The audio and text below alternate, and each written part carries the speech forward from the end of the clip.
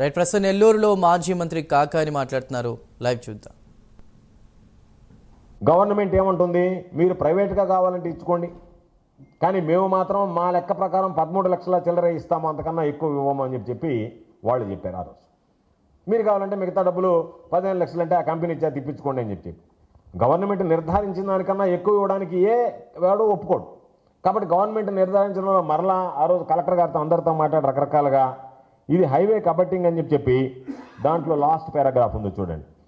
The Maravid market value after adding 10% increase to 13,25,250 comes to 14,57,775. అంటే 13,25,550కు 10% ఇది highway కాబట్టింగ్ అని చెప్పి యాడ్ చేస్తే మొత్తానికి హైవే కాబట్టింగ్ అంటే దాదాపుగా ఒక 10 ఎకరాలు కూడా రాదు ల్యాండ్, అయినా కూడా మొత్తానికి 10% యాడ్ చేస్తే 14,57,775 రూపాయలు వస్తే మార్కెట్ వాల్యూకు 15 లక్షల రూపాయలకు రౌండ్ ఆఫ్ చేయడం జరిగింది. అన్ని సేల్ వాల్యూ కన్సిడరేషన్లోకి తీసుకుని ఇవన్నీ తీసుకున్న తర్వాత మార్కెట్ వాల్యూ ప్రపోజ్ చేశారు. చేసి వీళ్ళకి ఇచ్చిన తర్వాత వాళ్ళు కొంతమంది ఈ విధంగా అఫిడవిట్లు ఇచ్చారు.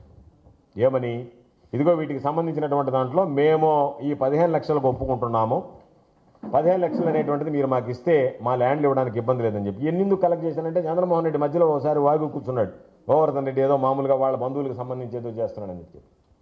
పాపం ఈ విధంగా వాళ్ళని కొల్లగొట్టపోతే దానికి సంబంధించి ఆ 15 లక్షల రూపాయలు ఇస్తామని చెప్పి వాటికి సంబంధించినటువంటి డాక్యుమెంటేషన్ అంతా పూర్తి చేయించి ఎవరి దగ్గర ఎక్కడ ఇబ్బంది లేకుండా చేసిన తర్వాత ఈరోజు గ్రామ సభ కండక్ట్ చేశాం, ఎవరు అర్హతైనటువంటి లబ్ధిదారులు చెప్పాం. వాళ్ళు అయిపోయిన తర్వాత నా దగ్గరికి ఇప్పుడు కూడా ఉన్నారు ఆ గ్రామస్తులే నేను చెప్పాను.